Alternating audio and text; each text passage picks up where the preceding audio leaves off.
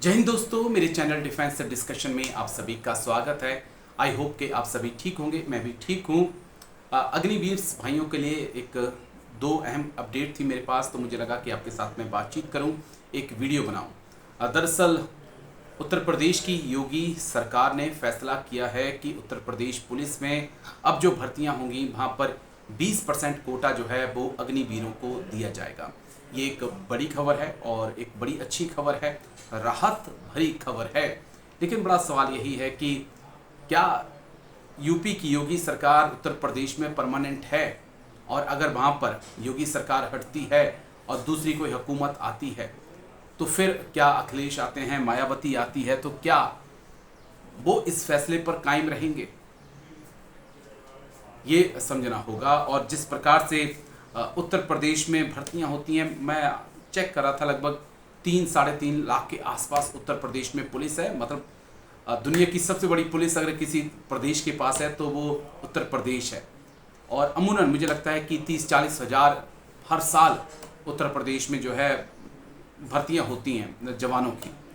लेकिन उसमें 30-40 हज़ार में से अगर आप 20% लेंगे तो कितना बचेगा आपके पास, अंदाज़ा लगा लीजिए आप। मुझे लगता है कि 1000 से भी नीचे का ये आंकड़ा जो है पहुंच जाएगा। और उसमें भी ये है कि 2-2, 3-3 साल भर्तियां ही नहीं होती हैं। कई बार पेपर लीक हो जाते हैं, कई बार लोग कोर्ट में पहुंच जाते हैं, तो भर्तियां नहीं होती हैं। तो क्यों अपने जवानों को हमने इसलिए छोड़ना कि आप 4 साल की नौकरी करके आइए और फिर उत्तर प्रदेश पुलिस को ज्वाइन करिए। क्या अच्छा लगेगा? जो जवान देश की सीमा पर खड़ा था वो आकर ट्रैफिक चौराहे पे खड़ा है। तो हमें लगता है कि सरकार को, खासकर मोदी सरकार को सोचना चाहिए अपने इस फैसले के बारे में। और जैसे कि आपके कमेंट्स भी आते हैं, मैं तमाम कमेंट्स पढ़ता हूं आपके कि जब तक मोदी हैं तब तक अग्निवीर स्कीम है। और मैं इस बात से बहुत ज़्यादा सहमत भी हूं कि जब तक बीजेपी की गवर्नमेंट है तब तक ही अग्निवीर स्कीम है। जिस दिन गवर्नमेंट सत्ता हटी उस दिन अग्निवीर स्कीम भी खत्म होगी और बहुत सारे जो राज हैं वो भी निकल कर सामने आएंगे। सबसे बड़ा राज की किसकी सोच थी? क्या किसी वर्दी वाले की ये सोच थी कि अग्निवीर स्कीम को लाया जाए, या किसी नेता की सोच थी, या किसी आईएएस आईपीएस की ये सोच थी कि अग्निवीर स्कीम को इम्प्लीमेंट किया जाए? और बड़ा सवाल कि सीएपीएफ में इसको इम्प्लीमेंट नहीं किया गया। सबसे पहले ज़रूरत थी कि स्टेट की पुलिस में आप लाते, उसके बाद सीएपीएफ में लाते, उसके बाद आर्मी में लाते। लेकिन आपने सीधा आर्मी को ही क्यों टारगेट किया? वो संस्था जिसके पास देश की सुरक्षा की जिम्मेदारी है। कई एक्सपर्ट से मैं बातचीत करता हूं, सबका यही कहना है कि नहीं, अब वो टाइम आ गया है कि अग्निवीर स्कीम को मोदी सरकार वापस ले। 10% कोटा, 5% कोटा, 20% कोटा से क्या होगा? कोई भी गवर्नमेंट, स्टेट गवर्नमेंट जो है परमानेंट नहीं है किसी स्टेट में। अगर दूसरी गवर्नमेंट आएगी वो उस फैसले को रद्द करेगी।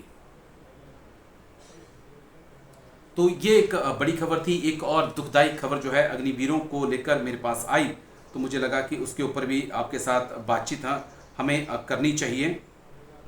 दरअसल जम्मू कश्मीर में जो है एलओसी के पास माइन ब्लास्ट हुआ है, जिसमें एक जवान शहीद हुआ और कुछ जवान घायल भी हुए। ये 7 जाट रेजिमेंट के थे और एलओसी पर पेट्रोलिंग कर रहे थे। इसी दौरान जो है एक माइन ब्लास्ट हो जाता है और उस माइन ब्लास्ट में एक जवान की मौत हो जाती है। और वो जवान हमारा कोई और नहीं, अग्निवीर भाई था। एक जेसीओ और 2 जवान घायल भी होते हैं। कृष्णा घाटी, जम्मू कश्मीर की कृष्णा घाटी में ये माइन ब्लास्ट होता है। अब इससे ज़्यादा क्या चाहिए आपको? किसी भी एंगल से अग्निवीर हमारे पीछे नहीं है। वो हर मामले में देश की सुरक्षा में अहम भूमिका निभा रहे हैं। हालांकि 6 महीने 7 महीने की उनको ट्रेनिंग दी गई है, लेकिन फिर भी वो आगे बढ़कर अपना काम कर रहे हैं। और ये शहादत बता रही है कि किसी भी एंगल से, किसी भी तरीके से अग्निवीर पीछे नहीं है, देश की सुरक्षा में लगे हुए हैं, डटे हुए हैं। तो क्यों मोदी सरकार जो है अग्निवीर भाइयों के साथ भेदभाव कर रही है? टाइम से छुट्टी नहीं, 30 दिन छुट्टी उनको, बाकी परमानेंट जवान 90 दिन छुट्टी, लेकिन अग्निवीर 30 दिन छुट्टी। दूसरों को सैलरी 50-60 हज़ार, अग्निवीर को सैलरी 22-23 हज़ार। तो और शहादत के बाद माँ बाप का क्या? सबसे बड़ा सवाल तो वो है। आपने 1-2 करोड़ रुपया दिया, वो चंद सालों के अंदर खत्म हो जाएगा। ना उनके माँ बाप को ECHS की फैसिलिटी, ना उनको पेंशन कोई। तो कई सवाल हैं, बहुत सवाल हैं, बहुत नाराज़गियाँ हैं। लेकिन किसी ने कहा कि सर YouTube में ही आप लोगों में से किसी ने कमेंट्स किया था, सर कि आप इतने वीडियो बनाते हो, मोदी सरकार पर कोई फ़र्क पड़ा? कुछ लड़ाइयाँ लंबी चलती हैं, कुछ लड़ाइयाँ लंबी चलती हैं। मैं तो आवाज़ उठा सकता हूँ, जब तक आप लोग सहयोग नहीं देंगे तब तक कैसे होगा? आप लोगों का सहयोग चाहिए होगा। मैंने आपसे पहले भी कहा कि मोदी सरकार वोट की चोट को समझती है। जब तक मोदी सरकार को लग रहा है कि वो आराम से चुनाव जीत रहे हैं, तब तक भूल जाइए कि अग्निवीर पर कोई फैसला लिया जा सकता है। मैंने आपके सामने एग्जाम्पल भी रखा था, 3 कृषि कानून जो कि मोदी सरकार लेकर आई थी, और जब यूपी चुनाव में उन्हें लगा कि किसानों का फैक्टर जो है उन्हें चोट पहुंचा सकता है, तो मोदी सरकार सामने आई और तीनों कृषि कानून को वापस दे लिया। और जब तक अग्निवीर के अंदर इनरोलमेंट होती रहेगी, लोग आते रहेंगे, बीजेपी की सरकार बनती रहेगी, मुझे नहीं लगता तब तक मोदी सरकार को कोई फ़र्क पड़ता है। उन्हें लगता है कि सब चंगा है, कुछ भी कमी नहीं है, अग्निवीर स्कीम बहुत अच्छी है। अब बिहार इलेक्शन का हमें इंतज़ार करना होगा, देखना होगा कि बिहार इलेक्शन में क्या कुछ निकल कर सामने आता है। अगर यहाँ पर भी बिहार में एक चोट लगती है, बिहार में कहीं ना कहीं बीजेपी को 20 या 10 सीटों तक रोक दिया जाता है, तब तो एक मैसेज जाएगा कि अब देश का युवा बीजेपी की नीतियों के खिलाफ हो रहा है। तब जाकर कहीं हम एक उम्मीद कर सकते हैं कि 2026 से पहले कोई फैसला मोदी सरकार ले, नहीं तो बहुत ज़्यादा मुश्किल है, बहुत ज़्यादा मुश्किल है।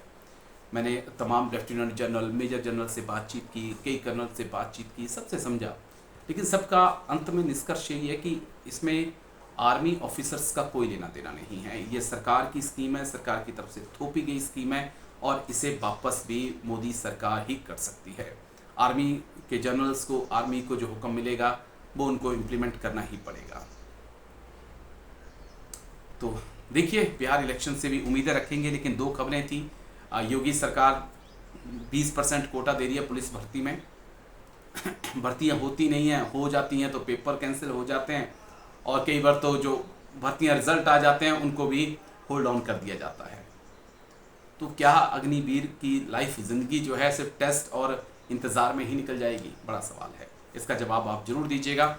और दूसरा, जम्मू कश्मीर में कृष्णा घाटी में हमारे एक अग्निवीर जवान शहीद हुए हैं, श्रद्धांजलि उनको। लेकिन बड़ा सवाल यही कि जो बेनिफिट एक परमानेंट सोल्जर को मिलते हैं, वो बेनिफिट अग्निवीर को क्यों नहीं मिलते हैं? जवाब जरूर दीजिएगा आप। और क्या वाकई में जब तक मोदी सरकार है तभी तक अग्निवीर स्कीम है?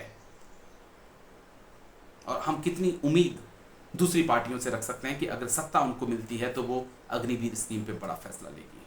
इस पे भी आपका मुझे जवाब चाहिए होगा। Thank you. जय हिंद।